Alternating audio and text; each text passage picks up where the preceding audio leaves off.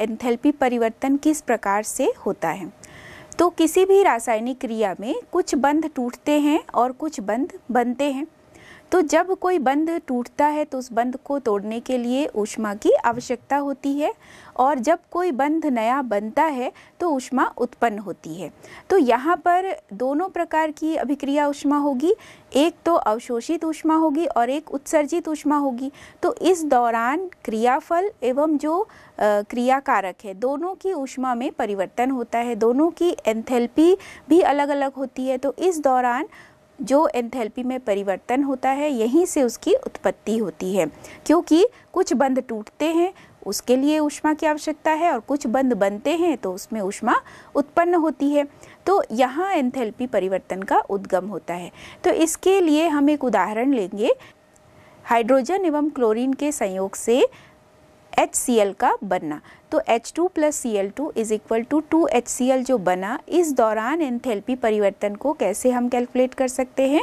इसके लिए सूत्र आप देखिए, रासायनिक अभिक्रिया में एंथैल्पी परिवर्तन की गणना हम कर सकते हैं दोनों क्रियाफल एवं क्रियाकारक के एंथैल्पी परिवर्तन के आधार पर हम इसको निकाल सकते हैं। तो इसके लिए जो सूत्र है वह है, रासायनिक अभिक्रिया में एंथैल्पी परिवर्तन बराबर अभिकारकों के बंधों को तोड़ने के लिए आवश्यक ऊष्मा माइनस क्रियाफलों में नए बंधों के बनने से मुक्त ऊष्मा। तो यहाँ दोनों के अंतर को यदि हम ज्ञात करेंगे तो आसानी से उस पूरे अभिक्रिया के दौरान होने वाले एंथैल्पी परिवर्तन की गणना की जा सकती है। अब इसे मान के आधार पर हम समझेंगे। एंथैल्पी परिवर्तन की गणना निम्न प्रकार से कर सकते हैं, HH + ClCl = 2HCl।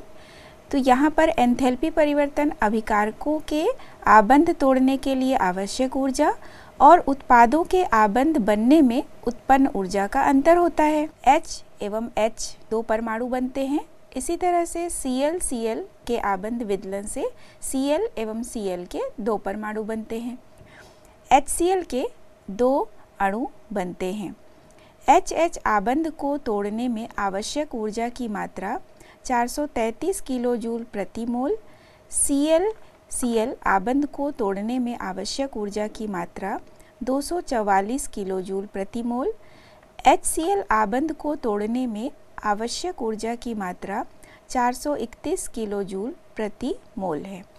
अभिक्रिया की एंथैल्पी को हम इस प्रकार ज्ञात कर सकते हैं, ΔH बराबर 433 + 244 माइनस 2 × 431 बराबर -185 किलोजूल। तो यह अभिक्रिया की एंथैल्पी होती है। आबंध एंथैल्पी से संबंधित गणितीय प्रश्न है, CCl4 से C + 4Cl बना है।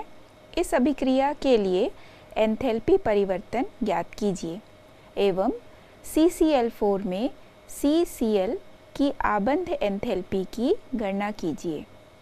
यहाँ ΔH वेपोराइजेशन कार्बन टेट्राक्लोराइड के लिए है +30.5 किलोजूल पर मोल, ΔFH0 CCl4 -135.5 किलोजूल पर मोल है, जबकि ΔAH यहाँ पर कार्बन के लिए +715 किलोजूल पर मोल है, जबकि ΔAHCl2 के लिए +242 किलोजूल पर मोल है।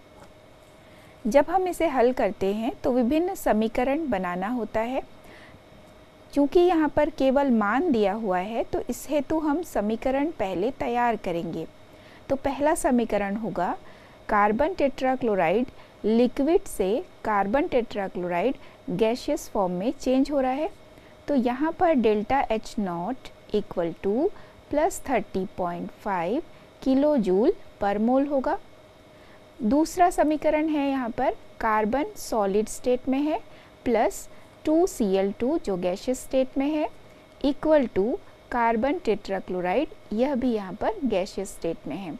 तो ΔH0 = -135.5 kilo joule per mole. Carbon solid से कार्बन गैसियस स्टेट में चेंज हो रहा है।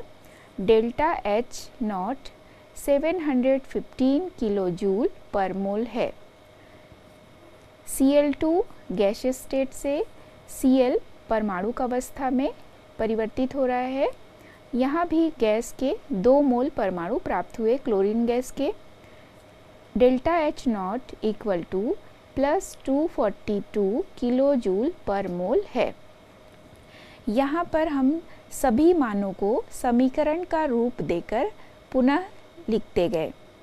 अब इस प्रश्न में जो हमारा आवश्यक समीकरण है, अर्थात हमें कार्बन और Cl की आबंध एंथैल्पी की गणना करनी है, तो हमारे लिए जो गेटिंग इक्वेशन है वो होगा CCl4 गैसियस स्टेट से कार्बन गैसियस स्टेट में परिवर्तित हो रहा है और कार्बन प्लस 4Cl यहाँ पर दोनों ही परमाणु अवस्था में है और गैसियस स्टेट में है।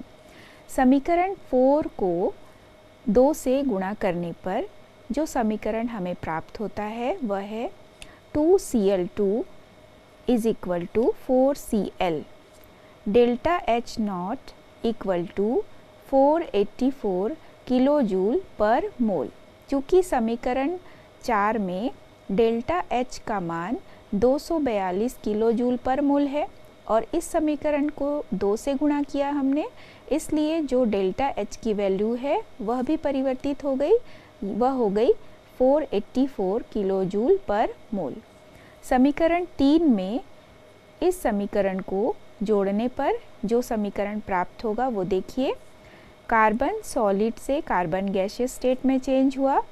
Delta H naught equal to 715 kilo joule per mole है। ये समीकरण हमने पहले ही प्राप्त कर लिया था, यह हमारा समीकरण 3 है। जो समीकरण हमें प्राप्त हुआ 2Cl2 is equal to 4Cl, delta H naught equal to 484 kilo joule per मोल।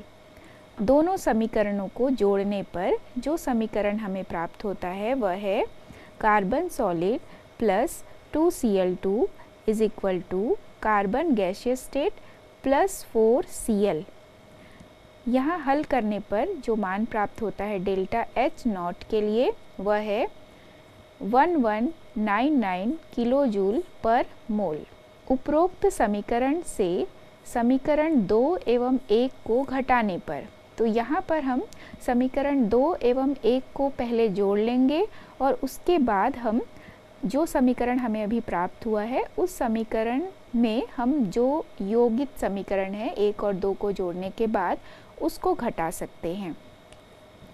तो अब देखिए जो समीकरण प्राप्त होता है carbon solid plus 2Cl2 is equal to carbon gaseous state plus 4Cl, delta H naught equal to 1199 kilo joule per मोल।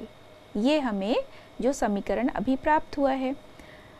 दूसरा हम नीचे लिखेंगे carbon plus 2Cl2 plus CCl4 is equal to 2CCl4, delta H naught equal to minus 105 kilo joule per mole. ये जो second समीकरण हमने लिखा है ये दोनों समीकरणों को जोड़ने के बाद, यानी पहला और दूसरा दोनों समीकरण को जोड़ने के बाद यह समीकरण हमें प्राप्त हुआ है। अब इसे जब हम घटाएंगे तो मान प्राप्त होगा हमें। सभी में देखिए हमने नीचे माइनस साइन लगाया है, माइनस यहाँ कार्बन के नीचे माइनस, Cl2 के नीचे माइनस, CCl4 के नीचे माइनस और 2CCl4 के नीचे भी माइनस, जबकि डेल्टा H की वैल्यू यहाँ माइनस 105 किलो जूल पर मोल के नीचे हमने प्लस लगाया क्योंकि अपोजिट साइन लगाना है जब हम समीकरणों को घटाते हैं। कैंसिल करने के बाद जो समीकरण प्राप्त होगा CCl4 is equal to 4Cl plus carbon gaseous state में प्राप्त हुआ। अब यहाँ जो दोनों समीकरणों को हमने जोड़ा, जोड़ने के बाद यानी यहाँ पर 1199 प्लस वैल्यू है जबकि माइनस 105 है सेकेंड इक्वेशन के लिए, तो माइनस को भी हमने चिन्ह परिवर्तित करके प्लस किया। तो जब दोनों वैल्यूज़ को हम योग करते हैं तो जो मान प्राप्त हुआ वह है 1304 किलोजूल पर मोल प्राप्त होता है। अब चूंकि हमें कार्बन और Cl की आबंध एंथैल्पी ज्ञात करनी है, तो कार्बन और Cl बंध की बंध एंथैल्पी का मान होगा 1304/4, क्योंकि CCl4 में 4 CCl बंध हैं, इसलिए जो वैल्यू हमें प्राप्त हुई उसको हमने 4 से भाग दे दिया। जो मान हमें प्राप्त होता है 326 किलोजूल पर मोल। यह मान हमें प्राप्त हुआ कार्बन और क्लोरीन बंध की बंध एंथैल्पी के लिए। एंथैल्पी को प्रभावित करने वाले भी बहुत सारे कारक हैं। तो सबसे पहले हम देखेंगे कि किसी भी पदार्थ की जो भौतिक अवस्था है वह कैसे एंथैल्पी परिवर्तन को प्रभावित करती है। तो ये भी प्रभावित इसलिए करती है क्योंकि यहाँ पर गुप्त ऊष्मा भी सम्मिलित हो जाती है सभी क्रिया के दौरान। सबसे पहले देखिए कि H2 + हाफ O2 से H2O बना, जो कि गैसियस स्टेट में है, मतलब यहाँ जल वाष्प बना, वाष्प के रूप में जल प्राप्त हुआ है। यहाँ जो एंथैल्पी परिवर्तन का मान है डेल्टा H बराबर -242.0 किलोजूल पर मोल है, जबकि H2 + half O2 = H2O liquid form में, यानी जहाँ जल जो है वो द्रव रूप में प्राप्त हुआ, तो इसके लिए एंथैल्पी परिवर्तन यानी डेल्टा H बराबर है -286.0 किलोजूल पर मोल। तो ये जो जल है वो द्रव रूप में प्राप्त हुआ। तो यहाँ देखिए दोनों एंथैल्पी की जब आप तुलना करते हैं तो जल जो द्रव रूप में प्राप्त हुआ वहाँ जो अभिक्रिया ऊष्मा का मान है वो अधिक है, जबकि वाष्प वाले में अभिक्रिया ऊष्मा का मान कम है। तो यहाँ जो जल है वो वाष्प के संघनन के कारण जल यानी द्रव रूप में प्राप्त हुआ है। तो वाष्प के संघनन के कारण भाप की गुप्त ऊष्मा भी यहाँ पर प्राप्त होती है, तो जो कि अभिक्रिया ऊष्मा के साथ जुड़ जाती है। तो यहाँ चूँकि भाप का संघनन हुआ तो ये जो जल है वो द्रव रूप में प्राप्त हुआ, तो यहाँ उसकी जो गुप्त ऊष्मा है वह अभिक्रिया ऊष्मा के साथ जुड़ जाती है। तो भौतिक अवस्था का प्रभाव भी एंथैल्पी परिवर्तन पर पड़ता है। दूसरा हम देखेंगे ताप एवं दाब। तो चूँकि एंथैल्पी परिवर्तन या एंथैल्पी का मान जो है वो स्थिर दाब पर ही हम कैलकुलेट करते हैं, तो जब किसी ऊष्मा रासायनिक समीकरण को व्यक्त किया जाता है तो तापमान को भी लिखना आवश्यक है, क्योंकि तापमान वृद्धि से भी एंथैल्पी परिवर्तन प्रभावित होता है। यहाँ उदाहरण से आप समझिए कि H2 + Cl2 = 2HCl प्राप्त हुआ 25 डिग्री सेंटीग्रेड पर, तो डेल्टा H बराबर है 184.6 किलोजूल पर मोल। वहीं दूसरी ओर यदि हम इसी रिएक्शन को 75 डिग्री सेंटीग्रेड पर देखते हैं तो इसके लिए जो एंथैल्पी परिवर्तन का मान है वह है डेल्टा H बराबर 184.4 किलोजूल पर मोल। तो इस समय जो एंथैल्पी परिवर्तन हुआ दोनों स्थिति में तापमान अलग अलग है, तो दोनों स्थिति में जो एंथैल्पी परिवर्तन का मान है वो भी भिन्न भिन्न प्राप्त होता है। तो यदि हम 298 केल्विन तापमान और 1 वायुमंडलीय दाब पर एंथैल्पी की गणना करते हैं तो वह एंथैल्पी होती है मानक एंथैल्पी या मानक एंथैल्पी परिवर्तन। मानक एंथैल्पी परिवर्तन को डेल्टा H0 से दर्शाया जाता है। अगला जो प्रभावित करने वाला कारक है वो है अभिकारकों की मात्रा। तो एंथैल्पी परिवर्तन अभिकारकों की मात्रा से भी प्रभावित होती है। इसको भी हम उदाहरण से समझेंगे। यहाँ H2 का 1 मोल लिया गया और दूसरे उदाहरण में आप देखिएगा H2 के 2 मोल लिए गए, और दोनों स्थिति में किस प्रकार एंथैल्पी परिवर्तन के मान में चेंज होता है वो आप देखिए। H2 का 1 मोल लिया गया प्लस हाफ O2, मतलब H2O2 की क्रिया से जल का बनना है, तो बराबर है H2O डेल्टा H = -286 किलोजूल पर मोल।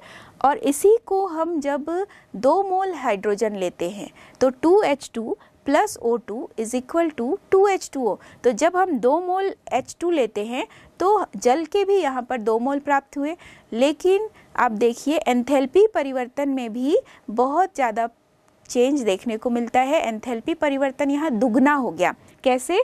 पहले जब एंथैल्पी परिवर्तन हमने 1 मोल के लिए देखा वो है -286 किलोजूल पर मोल, जबकि 2 मोल लेने पर यह दुगना होकर हो गया 572 किलोजूल पर मोल। अगला जो प्रभावित करने वाला कारक है कि अलग अलग जो अपर रूप होते हैं एक ही तत्व के, तो अपर रूपों में भी जो एंथैल्पी परिवर्तन है वह भी अलग अलग प्राप्त होता है। यदि हम एक ही तत्व के दो अपर रूप लेते हैं, दोनों का दहन कराते हैं, तो इस समय जो एंथैल्पी परिवर्तन होगा दोनों स्थिति में अलग अलग प्राप्त होता है।